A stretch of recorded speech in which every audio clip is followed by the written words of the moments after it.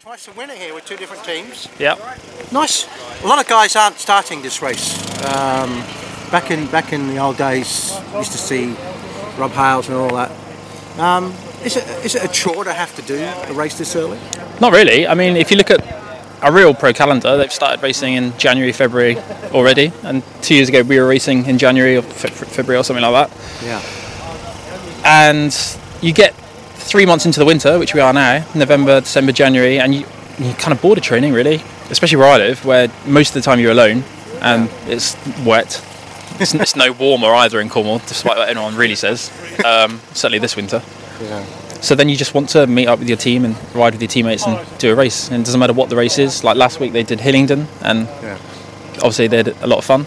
Yeah. And that's kind of what cycling's about. It's not about spending hours on your own on your bike. It's all about racing with your teammates. Do you find, whereas at Hillingdon there would definitely, I guess, there'd be no pressure at all, because no one's really watching. But on the Perfs, do you feel a little bit of pressure? I don't know. Maybe some of the other guys do. I'm not sure. We've been here, obviously, and been part of the winning team every time I've been here. So then it's not really, it's not something that you feel pressured into doing again. It's obviously you turn up with a motorhome and all the bikes and everything. There's a level of expectation that you don't perhaps have with the other riders that are here. But at the same time, we are the only team here that have full-time riders. So you would expect that to pay off. Good to get a hit out this early, because I mean the calendar doesn't really begin. Premier calendar doesn't really begin until middle of April. Have they even decided where it is yet? The first race is at Klondike, which is a sprinters race, or was last year, even though it's got 25% climbs in it. And so there's a lot of time, but then you guys have got a dual, not a dual program, well, probably a dual program as well, but you're also racing in Europe. So what's it like between now and April? So for us it's quite good actually, especially with the new 7-man teams at the UCI races. That means with the 14 riders we have on the team, we can properly do 2 races on the same day.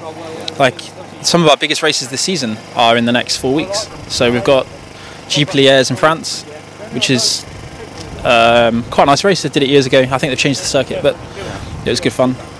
And then the week after, probably the biggest one-day race we'll do all year, the Ronde van Drenthe, which I was 7th in last year. And that will be a good race for us. My brother-in-law. Like a home race. Yeah, exactly. My brother-in-law won it once, so that's my goal.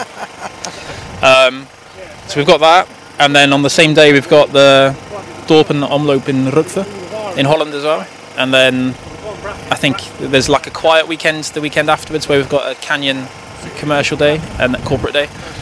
And then, as far as I know, there's more UCI racing before the Premier calendar even starts. So actually, early March, late March and April are quite a big few weekends for us. So it's a good chance to have a hit out. Yeah. What's the normal thing for a Perfs? Because you've ridden it a few times, obviously, a few times. Yeah. Is there a normal Perfs, a normal way it's run? Yeah, it's normally icy and wet, isn't it? It's always cold. Like today, it's not that warm either, but it's not as bad as it has been in the past. A normal Perfs. Flat stick from the gun?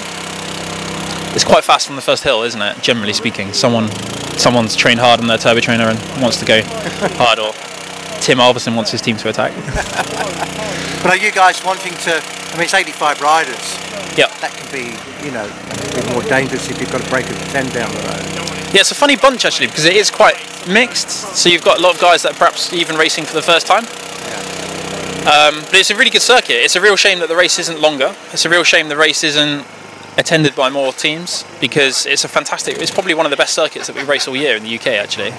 Genuinely, I wouldn't say it if I didn't mean it. It's got a little bit of everything. It's not hard, but if it was 110 miles, then it would really take its toll. It's a draggy sort of circuit. Yeah, isn't it? And it's quite a fun one to race, because it's not ridiculous. You can actually race it.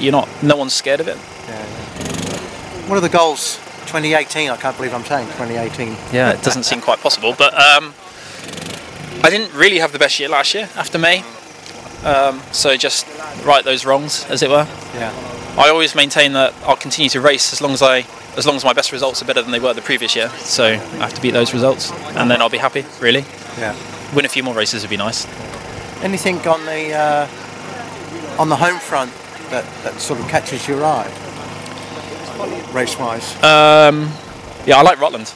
Right. I quite like to do well in Rutland. I've been second before. Yeah. So that's quite an important race to me personally. Yeah. I quite like riding off-road.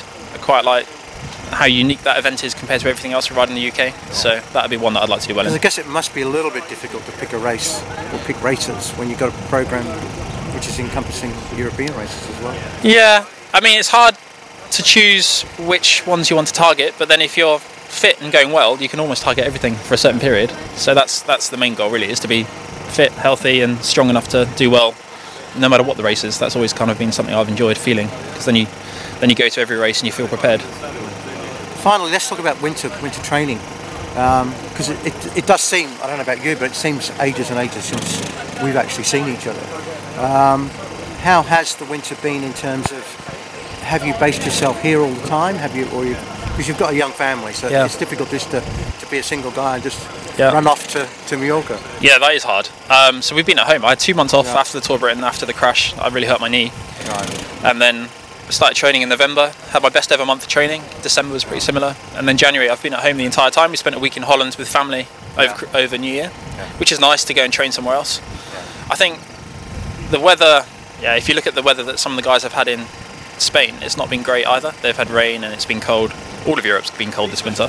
Yeah. So being at home isn't that bad. I'm really fortunate that my indoor training setup is quite easy and quite good. I've got a good view.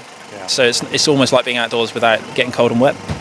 So what does a pro do when they're riding? Do they are you going out just doing steady miles all winter, or are you still doing intervals? Does that never leave?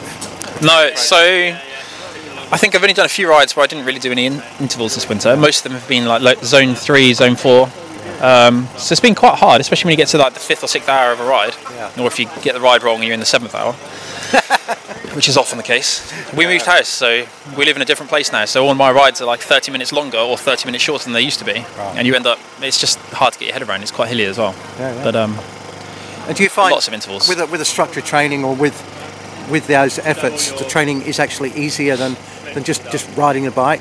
Yeah. Sometimes just riding a bike perhaps can get a bit monotonous. Well, the time goes a lot faster because you're always working towards the next goal. You always know what's coming up next. You always know that at 3 hours you've got 30 minutes in the drops or whatever, for example, which does make it a lot easier. And then you can plan your route around that, and it makes it a little bit more interesting. Try and not do the same rides every day.